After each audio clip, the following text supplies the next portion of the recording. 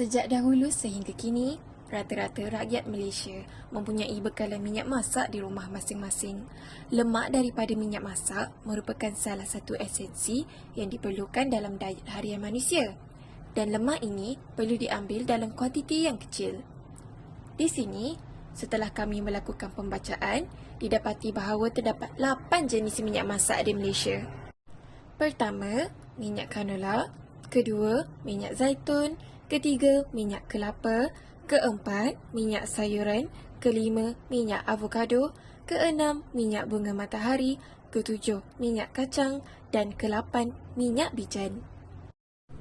Minyak-minyak masak ini kebiasaannya akan digunakan berulang kali, kemudian dibuang dan digantikan dengan minyak masak baharu jika berlaku perkara-perkara berikut. Pertama, warna minyak masak menjadi perang pekat.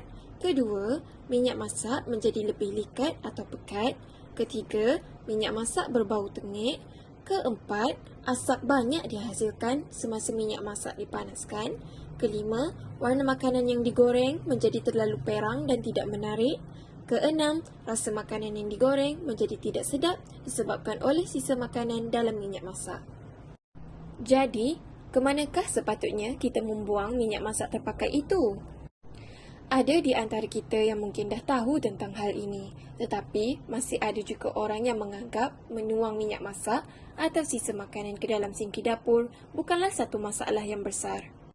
Terutama sekali bila kita dah siap bilas dengan air sabun, kita rasa semuanya sudah bersih dan selamat. Air je pun, apa masalahnya kan? Salah! Sebenarnya anda telah mengundang satu masalah besar. Jalan singkat ini boleh menyebabkan sinki anda tersumbat. Ya, betul. Sinki anda akan tersumbat apabila sifat minyak itu, yakni cecair, berubah kepada sisa pepejal dan melekat pada saluran paip. Kalau anda baru saja buat sekali atau dua kali, anda mungkin akan menafikan hal ini. Cuba bayangkan jika setiap bulan anda melakukan hal yang sama. Kami yakin anda akan menyesal. Untuk pengetahuan semua, anggaran kos untuk membaiki sinki yang tersumbat adalah antara RM60 sehingga RM500 bergantung kepada kerosakan paip saluran itu sendiri. Di samping itu, kita juga tidak boleh membuang sisa minyak masak ke dalam longkang walaupun longkang itu sifatnya lebih besar dan luas. Pengurusan sisa minyak masak yang tidak betul ini dalam jangka masa yang lama boleh menyebabkan pencemaran sumber air serta saluran paip dan pembentong akan tersumbat. Menurut artikel pada tahun 2016 ini, Majlis Perbandaran Klang (MPK) telah mengeluarkan perbelanjaan besar yang menelan hampir RM6 juta. Perbelanjaan ini dikeluarkan untuk membersihkan saluran tersumbat yang melibatkan jutaan liter minyak masak terpakai dan sisa pepejal lemak gorengan yang datangnya dari kawasan-kawasan komersial dan perumahan. Jika pembersihan ini tidak dilakukan, sumber air bersih kepada manusia akan terjejas dan akan mengundang pelbagai penyakit bawaan air yang lain. Oleh yang demikian, salah satu daripada inisiatif kami untuk menangani masalah-masalah tadi adalah dengan menghidupkan amalan kitar semula minyak masak terpakai ini. Program Eco Bazar Masjid (EBM) telah dilancarkan di Masjid Ar-Rahimah pada 24 April 2022 sebagai pusat kitar semula minyak masak bagi penduduk di sekitar kawasan itu. Insya-Allah, program ini akan dilancarkan lagi pada masa akan datang di lokasi-lokasi yang akan ditetapkan nanti. Jadi, selepas ini, elakkan daripada mengangkat terus kuali dan membuang sisa minyak masak ke dalam sinki ya. Kita boleh menjadi pengguna yang lebih bertanggungjawab dan mesra alam dengan mengikuti langkah-langkah berikut. Langkah pertama, tapis minyak masak yang telah digunakan bagi membuang serdak atau hampas terlebih dahulu sebelum menuangkan minyak masak ke dalam bekas kedap udara atau botol tertutup. Langkah kedua, letakkan bekas tersebut ke dalam beg plastik. Kemudian, ikat ketat-ketat bagi mengelakkan sebarang kesan tumpahan. Langkah ketiga, kemudian bawa bekas itu datang ke lokasi yang ditetapkan untuk mengitar semula minyak masak dan mendapatkan duit anda dengan segera kerana setiap liter minyak masak itu akan dibeli oleh vendor yang berkaitan. Sepanjang program ini dijalankan, kami telah mengadakan sesi temu bual bersama beberapa orang pengunjung di sana. Saksikan. Boleh kenalkan nama. Nama saya Syazmi. Ni ada beberapa soalan nak tanya. Okey. Tentang recycle minyak ni kan. Kenapa kita kena recycle minyak? Okey, untuk salah satunya untuk recycle ni daripada nak sama kepada berapa itu alam lah. Salah satunya kalau dia minyak ni kadang tumpah kat sini, lepas tu dari sini dia akan mengalir pada air. Pencemaran berlaku kan, betul tak Cik? Itu soalan yang kedua, kalau minyak recycle ni, apa yang diubah? Dia salah satu dia akan buat reduction lah. Reduction. Saya tak tahu lah sebab pada bila yang sekarang kita akan buat reduction. Okey, Cik.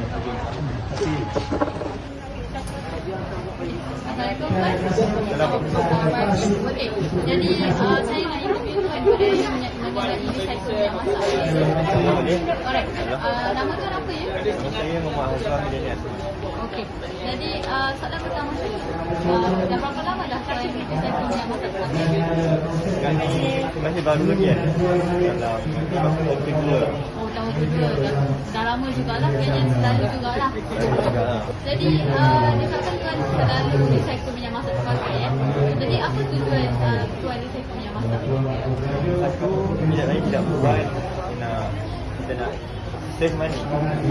Save money. Sebab apa? Dia terpakai dengan beli dengan harga yang murah. Kedua, dia kita nak kurangkan sisa minyak. Oh, kurang sisa minyak buangan. Ha. Jadi saya itu sahaja interview kita pada kali ini. Jadi terima kasih tuan meluangkan masa. Sama terima kasih interview saya. ظهر الفساد في البر والبحر بما كسبت أيدي الناس ليذيقهم بعض الذي عملوا لعلهم يرجعون. Telah berlaku kerosakan di darat dan di laut kesan daripada perbuatan manusia. Demikian supaya Allah merasakan kepada mereka terhadap kerosakan yang mereka lakukan.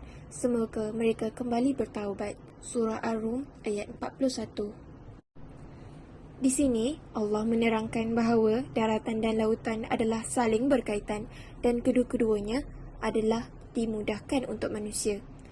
Kerosakan yang timbul di daratan bermaksud penyebaran kerosakannya juga akan menimpa di lautan dan tidak berlaku kerosakan daratan dan lautan kecuali kerana kerosakan yang dilakukan oleh manusia.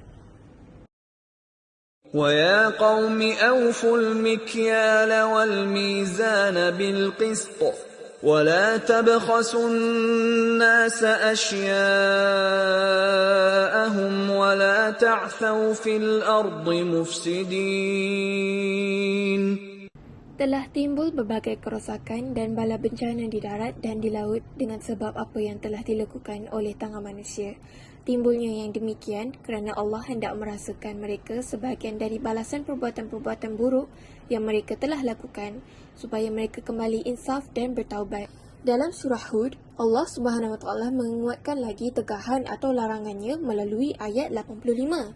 Kerakusan manusia merosakkan alam semata-mata memenuhi sifat tamak mereka telah mengakibatkan pelbagai impak negatif seperti bencana, pencemaran, banjir dan penyakit. Al-Muslimuna syuraka'u fi salasin, fil ma'i wal kala'i wan nar. Muslim berkongsi dalam 3 perkara iaitu air, padang ragut dan api. Hadis riwayat Abu Daud dan Ibnu Majah. Dapat dilihat daripada hadis ini bahawa Islam amat menitik beratkan soal perkongsian hak, kebersamaan dan tanggungjawab bagi mengekalkan sumber air agar ia dapat terus menyokong keperluan populasi manusia dan alam sekitar. Bagi menjaga kepentingan kedua pihak, praktis semasa juga selari dengan prinsip Islam, iaitu memastikan pengurusan yang cekap dan berkesan dalam aspek pemeliharaan, pengurusan dan peruntukan air yang mencukupi serta selamat untuk manusia dan alam sekitar. Oleh itu, antara inisiatif utama dan terpenting untuk menyuburkan semangat dalam amalan kitar semula minyak masak terpakai adalah dengan memberi kesedaran kepada masyarakat untuk mengetahui apakah kelebihan dan kekurangan minyak masak terpakai.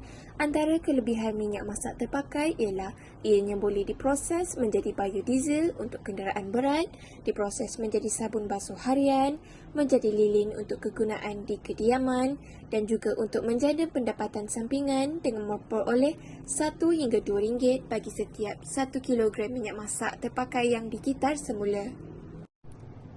Jika seringkali menggunakan minyak masak terpakai yang sama berulang kali, ia boleh mendatangkan kemudaratan dan penyakit berbahaya kepada kita seperti peningkatan kolesterol dan serangan jantung.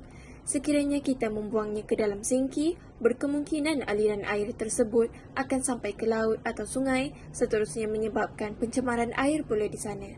Kemudian, pelbagai bencana alam pula akan terjadi seperti banjir kilat akibat daripada perbuatan kita yang membahayakan ini. Kesimpulannya, alam sekitar merupakan kurniaan dan amanah kepada umat manusia agar dipelihara supaya keseimbangan terjaga.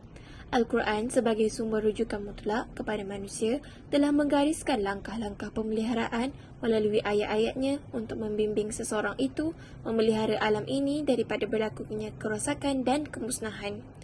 Sekiranya semua anggota masyarakat melaksanakan kitar semula minyak masak terpakai, bukan sahaja bahan baru seperti biodiesel, lilin dan sabun dapat dihasilkan, malah masalah penyumbatan sistem perparitan, bau busuk, pembiakan haiwan pembawa penyakit juga dapat dielakkan. Hal ini sekaligus dapat memelihara alam sekitar dan mengelakkan berlakunya pencemaran, terutamanya pencemaran air. Sebagai anggota masyarakat yang bertanggungjawab, semua pihak haruslah berganding bahu bagi mengamalkan tabiat kitar semula minyak masak terpakai agar alam sekitar ini menjadi tempat yang selesa untuk didiami oleh generasi sekarang serta yang akan datang. Terima kasih kerana sudi mendengar perkongsian kami. Kami harapkan perkongsian ini dapat memberi manfaat kepada anda sebagai pendengar, seterusnya melahirkan generasi yang dapat memelihara alam sekitar dengan lebih baik lagi. Sekian, wabillahi taufiq wal hidayah. Wassalamualaikum warahmatullahi wabarakatuh.